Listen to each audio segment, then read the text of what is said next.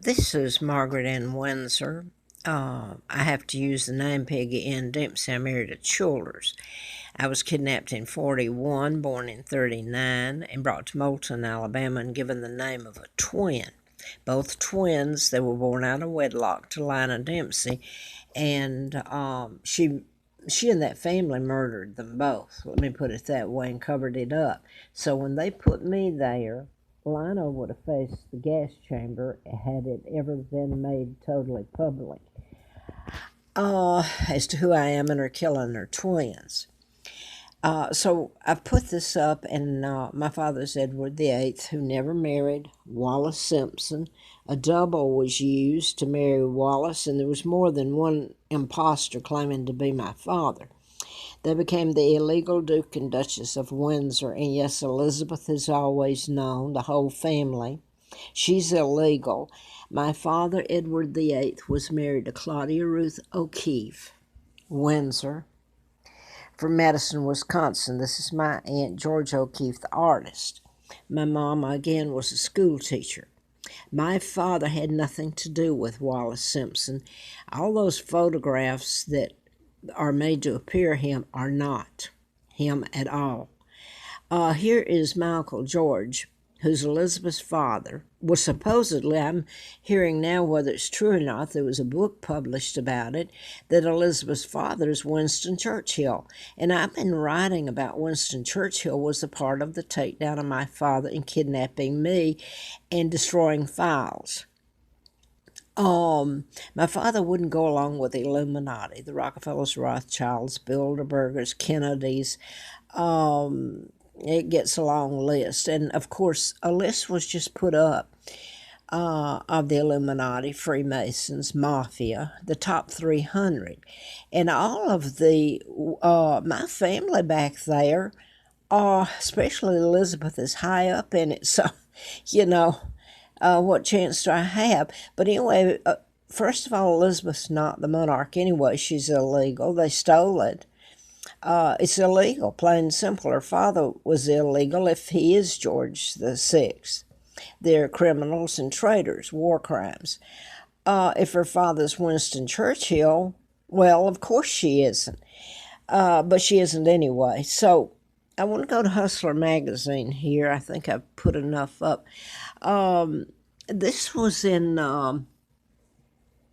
April 1984 issue. Larry Flint did. I ran in Congress and was flown out in October of 83 when a doctor I wrote about, congressman, he was a doctor too, from Atlanta, went down in the KAL. They was shot down. Not sure he was even on it. Nixon was on it and taken off prior to takeoff, so they pretend they took him down. Anyway, I was in that special election. He says here, I know who was responsible for his shooting in Lawrenceville. I was doing the book at that time, 1978. So he was paralyzed from the neck down, just like it was a program shooter. And this is what I've been writing about: mind control, murders, the Tesla files that were stolen. And let me put that up real quick. Okay, this is George and the Roosevelts planning my kidnapping. I was born in 39. They kidnapped me in 41. JFK helped. His father had been appointed ambassador to England, and listen to the dates. 1936, when my father and mother became king and queen, and they were married in the Church of England, and I was christened, and there's a huge photograph somewhere of that. I saw it. Lovely people, aren't they? Made out to be heroes. But this is the Tesla files, just to show you. I'll just show you a little. It's about you can create illnesses or cure them, like programming people to have heart attacks or cure it or anything, cancer. So all this research is a bunch of crap. Drugs and pharmacies and medical keep on going. They don't have a reason to create real cures. Anyway, this gets into a whole other thing with the Tesla files, so that he has. The Philadelphia thing. Well, okay. This isn't what I meant to show right here. It's this. And it says, Brain. Well, Jack was talking about in one of the letters I put up. Um, I don't know if you can tell much for that. History will tell you that the Tesla files, and here I am writing about that mind control and all that. And now that I found out that President Trump, who I like, his uncle was an MIT professor, and he was charged, or it stated that he, and that's on YouTube and on here somewhere, stole the files. Then it said the FBI had them. 1945 to what? I'm going to waste all my time. To 50. Okay, I'm going to quit with that. Okay, let me try to get this. Really, what I was writing about, and later this was sent to me by a church up on when I was living on the Appalachian Trail. It's the Project Lucid, and it's talking about the end times and chipping, putting chips in people in your global government, which is the Illuminati, the Freemasons that did this to me.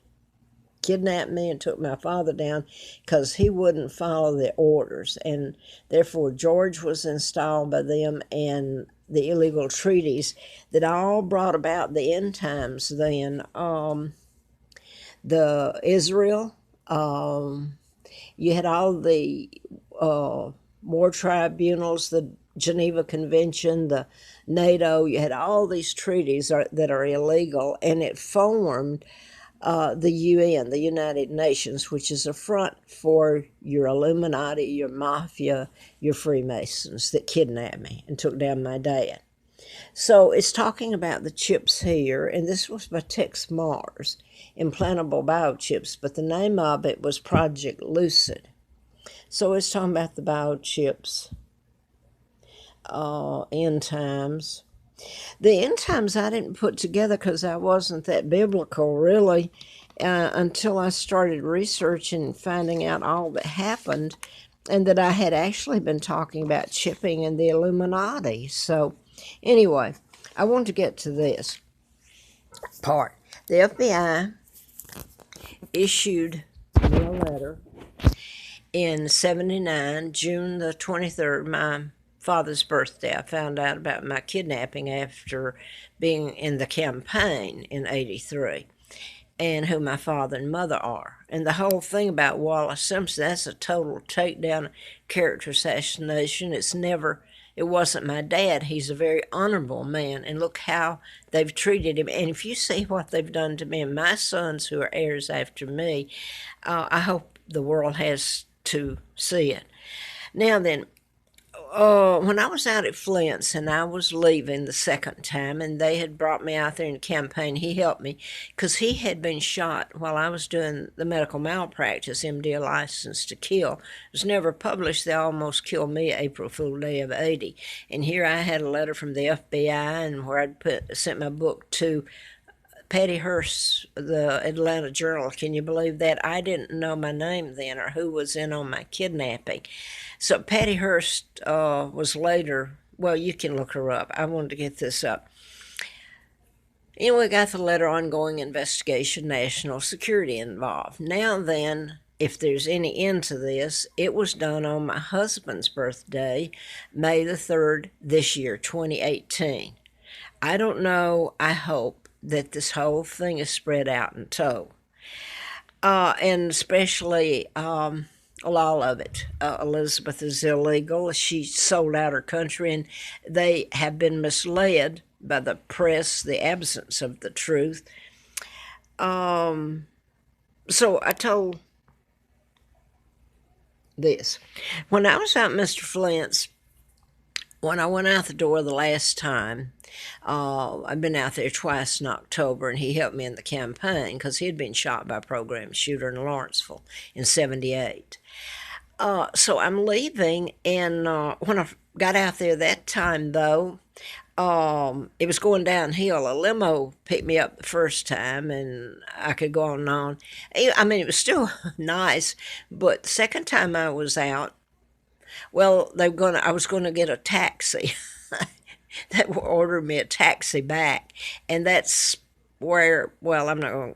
I'm afraid I'll hurt somebody by saying, "Oh, but let me say this: Tom Jones lived next door to him, out in Bel Air. Then he's since in Beverly Hills, and I'm wasting time, I suppose, and somebody will tune it out before they get to my main point for whatever help it does. Um, anyway, when I went out the door, let me just say this: somebody took me over to Larry Flint, and he was sitting at the table with a man. He introduced the man, and the man got up and shook my hand, and Mr. Flint said, "There's no room in the inn." Now, is that INN? END? Uh, I have been scrambling and laws broken that you cannot believe how they've run me. And with chemicals, I'm allergic to it. I have an autoimmune disorder.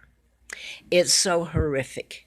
And anyway, over the years, my health has so declined. I don't know where my children are. So I'm going to say this: when he furnished me a car in, I guess it was in October, right after I got back, well, November, to Atlanta. He furnished me a car, Mr. Flint did, for a year. And after then, I didn't hear from him until I turned the car in. Supposedly I spoke with him briefly, but it was kind of, I'm not sure it was even him. Now, the point there is, when I had the car, I had no money.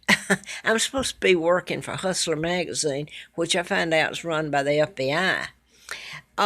They furnished me a car, no money, and I'm put out there with a car, running out of gas, and I laugh because it's so ludicrous and painful, or, that's what I do with it, try to make a joke. Before my time runs out here, Larry Flint had worn the diaper, and the American flag is the diaper, and the judge had ordered him to come in, and then there was a movie made about it. But here's the key word in it: if you followed about my telling about the mind control murders done in patterns, the Parkland Hospital in Dallas is where John Kennedy, who helped kidnap me in 41, was taken when he was shot. So, and then Parkland, Florida, is where the mass shootings happened, and the students think that it's the guns that do it, and of course it's mind control. Now then, the thing back then was Mr. Flint. They've entered, how can I put this, links, it's like crypt, but Mr. Flint was had an article about him going, and he had to go to the bathroom and he couldn't wait, and they went into Parkland Hospital so he could get to the restroom. I hope that's why they went in there. That's what they said. But anyway, you have to kind of decode it, and something about he's looking for me. I've forgotten, and I thought, looking for me. So then later, after this was sent to me, this Hustler magazine, so obviously they know my telephone number, they know I've got the car and where I'm living. So I get a phone call. I don't remember if it was prior to this, must have been, I guess. Anyway, I get a phone call, and so they know my number. He says, hello to me, and he said, this is Malcolm Barbour. And I said, Malcolm Barbour, that's an FBI agent. I left. I know and I'm not sure, this won't go up if I'm not supposed to put it up, I can assure you, because I wouldn't want to hurt him for anything. I remember him down in Atlanta. I certainly do. Now then, he's calling me up there. I had an apartment where I worked for Ron Ziegler, who was the good one of the Watergate, Al Haig, and Kissinger. I hope you get to hear about Kissinger and what he was doing to me, the sorry. It's on the Watergate tapes that they broke, the 18.5-minute gap that was subpoenaed by the Watergate committee. Now, back to Malcolm Barbour.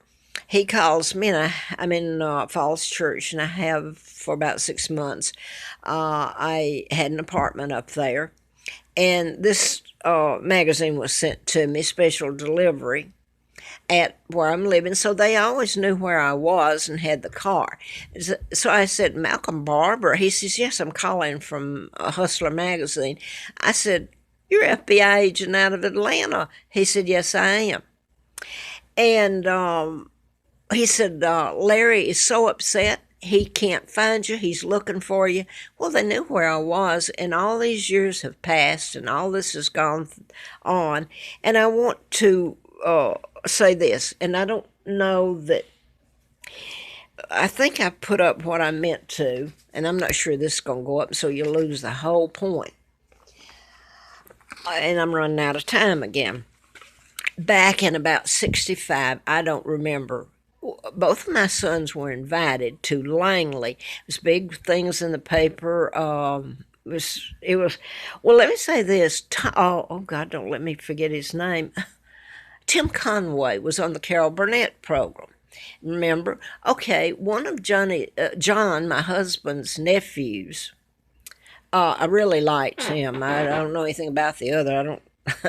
Well, no, I do like some of them. Yeah, I do know something. But real quick, Tom Childers worked on, and he had credit on the Carol Burnett show.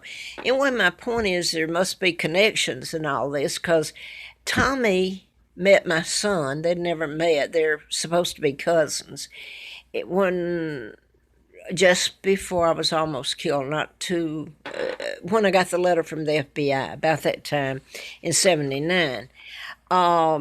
Okay, he showed up. First time I'd seen him since my husband and I were married. And now back to Malcolm Barbour. I met him at FBI headquarters in Atlanta. And here he is in '84 calling me. Larry Flint's upset. He doesn't know where I am. They send me this magazine, and they have my phone number and all that. So obviously they knew. So what do they mean? All right. Now, I think that's the last time I ever spoke with Malcolm Barbour.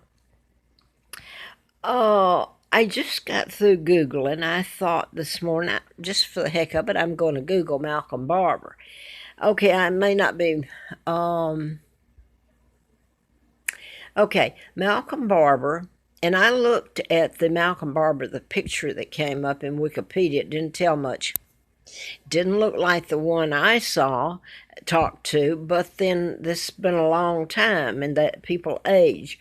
Anyway, Malcolm Barbour, one of them, Barber, and that's not the one, but I Googled it, is a British scholar of medieval history described as world's leading living expert on the Knights Templar. Well, that's who the Freemasons are. Correct me if I'm wrong. And the Illuminati. Now then you got Malcolm Barbour, the one Barbour, is a writer, and this is the one that supposedly, but the picture didn't fit. I don't think it did. I'm not sure they show. Yeah. Okay, it says Cops 1995, and here's what I'm getting to. Tim Conway in Langley Productions came to Atlanta. My sons, for some, however they got to them, invited them to one of their homes, and I think Scott was the one that went, Martin didn't. And I knew something was connected, the Tim Conway and the Carol Burnett show with, well, I've just put that up, and I'm going to lose this here. Anyway, now then, so it was Cops. Malcolm Barbour was a FBI agent. Now you've got Malcolm Barbour. I'm looking him up, that called me from Hustler magazine in '84, and